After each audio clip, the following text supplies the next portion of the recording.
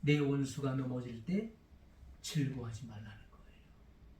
마음에 깊이 새기고 또 새겨야 되는 것입니다. 그가 엎드러질 때 마음에 기뻐하지 말라. 여호와께서 이것을 보시고 기뻐하지 아니하사 그의 진노를 그에게 옮기실까 두려우니라. 우리가 전적으로 타락하고 전적으로 부패한 이 죄인의 심성, 바로 거듭나지 못하는 사람들의 속성은 어떻습니까? 원수가 넘어질 때는 두말할 것도 없고, 자기 마음에 들지 않는 사람이 넘어질 때에도 잘됐다고 기뻐하고 환호하는 것이지요. 그것을 그렇게 통쾌하게 생각하는 것입니다. 내가 그 사람 그럴 줄 알았어. 내가 그렇게 될 줄 알았다고. 잘됐다. 그것을 환호하고 통쾌하게 생각하는 것입니다. 이것은 그 마음이 거듭나지 못했다고 하는 사실을 입증하는 것입니다. 왜냐하면 거듭남이라고 하는 것은 바로 칭의를 얻는 것입니다. 우리가 거듭나기 위해서는 먼저 칭의가 이루어지는 거예요. 그리고 그는 하나님의 양자된 하나님의 아들로 입양되는 것입니다. 이것은 그의 신분의 변화를 말씀하고 있는 거예요. 우리는 어둠에서 빛으로 나오는 것이고, 그리고 하나님의 생명이 그 안에 들어오게 되는 것입니다. 하나님의 생명이 분여되는 것이고, 그리고 새 마음의 동기가 그 안에서부터 시작되는 것을 말하는 것입니다. 마음이 새로워지는 것을 우리가 거듭남이라고 말하는 거예요. 허물과 죄로 죽었던 너희를 살리셨도다. 이것이 바로 거듭남을 말하는 것이죠. 이전 것은 지나갔으니 보라 새 것이 되었도다. 이것이 바로 거듭남을 의미하는 것입니다. 그래서 내 마음이 변화되고 내 마음이 바뀌어지는 거예요.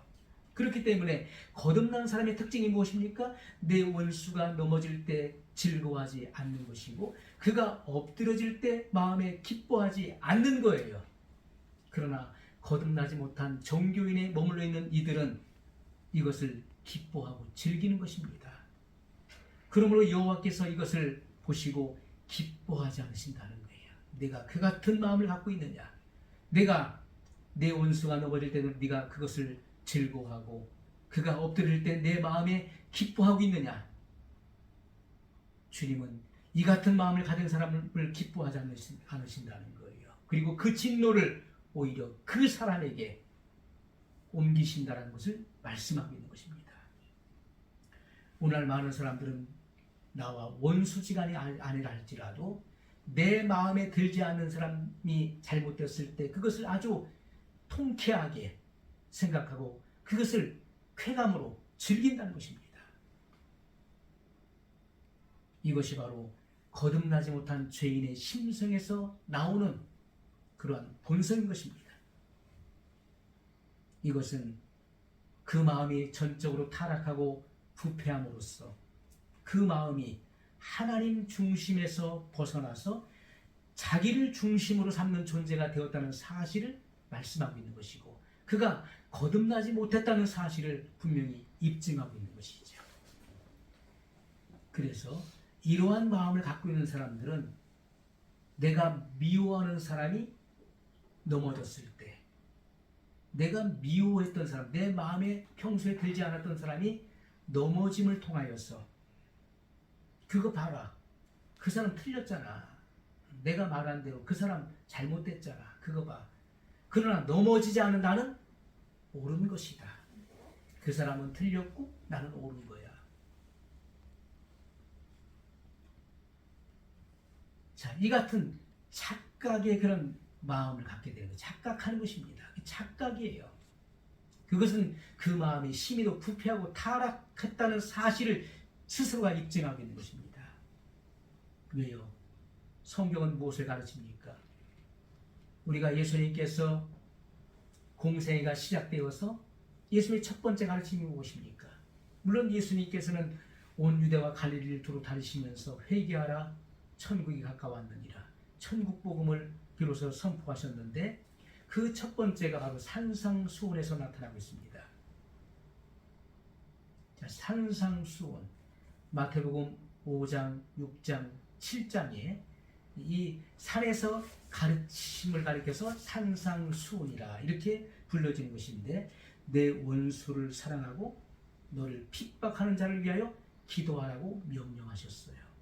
이것은 세상의 이치로서는 감히 이해할 수 없는 것이고 우리가 실천하기 어려운 것입니다.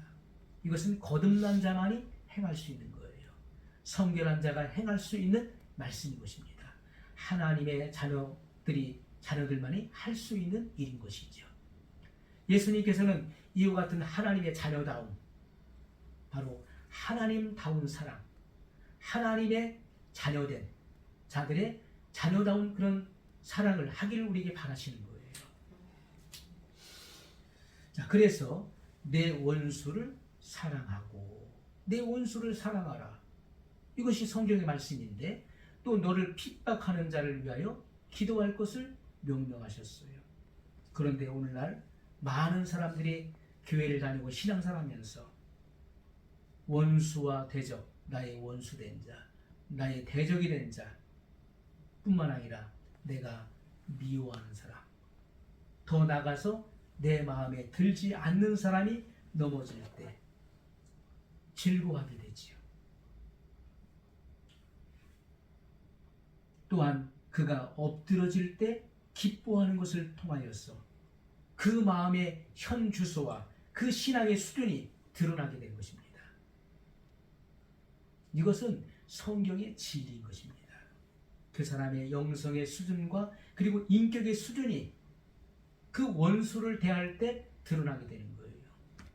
그 원수가 잘못되고 엎드러지고 실패하고 패배를 경험하고 고통스러워할 때 그 사람을 대하는 그의 마음가짐과 그의 태도가 바로 그 사람이 가지고 있는 영성의 수준이고 인격의 수준이라는, 바로 그의 신앙의 수준이라는 사실을 분명히 말씀하고 있는 것이죠. 신앙의 수준은 열심이 아닙니다. 나는 정말 열심히 하고 있어. 모든 일에 난 열심히 하고 있어. 열심히 그 사람의 신앙의 수준을 말하는 게 아니에요.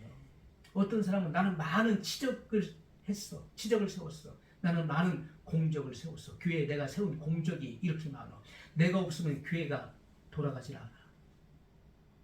내가 없으면 안 돼. 자, 이 같은 어떤 업적이나 공로로 그의 신앙의 수준을 평가할 수 있는 것이 아닙니다. 그의 신앙의 수준은 내 마음에 들지 않는 사람을 대하는 태도에서 드러나지게 되는 거예요. 그러므로 신앙은 자기 기준을 따르는 것이 아닙니다. 하나님께서 성경을 통해서 정해놓으신 이 표준을 따르는 거예요. 내 기준이 아닙니다. 내 기준은 주관적인 것입니다. 오직 객관적인 것은 하나님의 말씀 외에는 없는 거예요.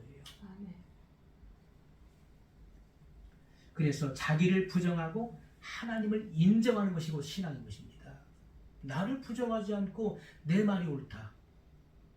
내가 생각한 것이 다 맞은 거야. 다 옳은 거야. 이건 잘못된 것입니다. 자기는 부정하고 하나님은 인정하는 것. 그것이 신앙인 것이죠. 성경이 우리에게 말씀하는 것은 무엇입니까? 내 원수가 줄일 때 먹을 것을 주라는 거예요. 내 원수가 목말라 고통스러워할 때 마실 것을 주라는 것입니다. 그것이 하나님다운 사랑인 것이고 하나님의 자녀다운 사랑인 것이죠. 하나님의 자녀다움이 그러한 삶 속에서 나타나게 되는 거예요. 우리는 어떻습니까? 일반적인 거듭나지 못한 자연인의 마음은 어떻습니까? 내 원수가 나와 대적의 관계가 있는 사람이 줄일 때, 야, 너 잘됐다. 너 어디 한번 너 더 고통당하다 한번 죽어봐.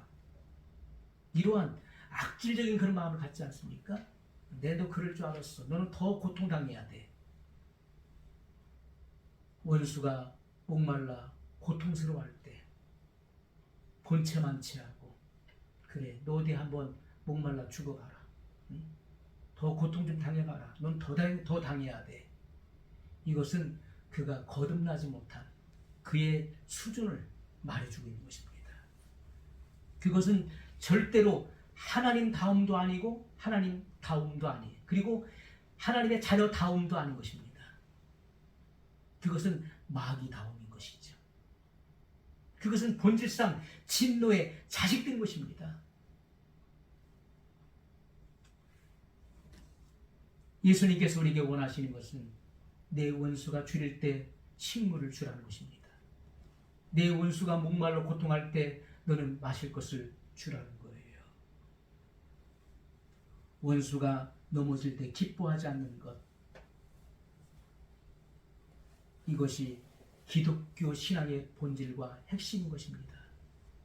내 원수가 넘어질 때, 그가 엎드릴 때 기뻐하고 즐거워하지 않는 것, 그것이 기독교 신앙, 기독교 복음의 본질이요 핵심이라는 거예요. 이것이 하나님 안에 거하는 사람의 넉넉함이고 자비로움인 것입니다. 자비로움을 말하는 것이죠. 우리가 원수를 사랑하는 것은요, 하나님으로 말미암아 되는 것입니다. 하나님으로 말미암아 자기 자신의 그 본질이 무엇이며 내가 누구인지를 알게 된 사람이 할 수 있는 결론인 것입니다. 하나님 앞에서 하나님은 이같이 비천한 자를 구원하시기 위해서 독생자 예수님을 아낌없이 기꺼이 내어주셨어요. 그리고 내가 받아야 될 그 죽음과 그 심판을 대신하신 것입니다. 아들을 아낌없이 내어주시니까 그 아들과 함께 그의 은사를 우리에게 주시지 않겠느냐고 성경은 말씀하고 있죠. 우리는 하나님으로 말미암아 하나님의 사랑을 알게 된 거예요. 하나님이 나를, 이 죄인을 어떻게 얼만큼 사랑하셨는지를 알게 된 거예요. 그 하나님의 사랑을 알게 된 사람은 나 자신의 본질을 깨닫게 되는 것이죠. 내가 얼마나 추악하고 내가 얼마나 용서받을 수 없는 그러한 죄인인지를 알게 되는 거예요. 이런 사람은 하나님의 사랑을 실천할 수 있게 되는 것입니다. 그렇지 않은 사람은요, 아직 하나님을 모르는 것이고, 그리고 자신의 본질도 깨닫지 못한 사람이에요. 자기 자신이 누군지, 자기 자신의 그 위치를 전혀 알지 못하고 있는 사람이라는 것입니다.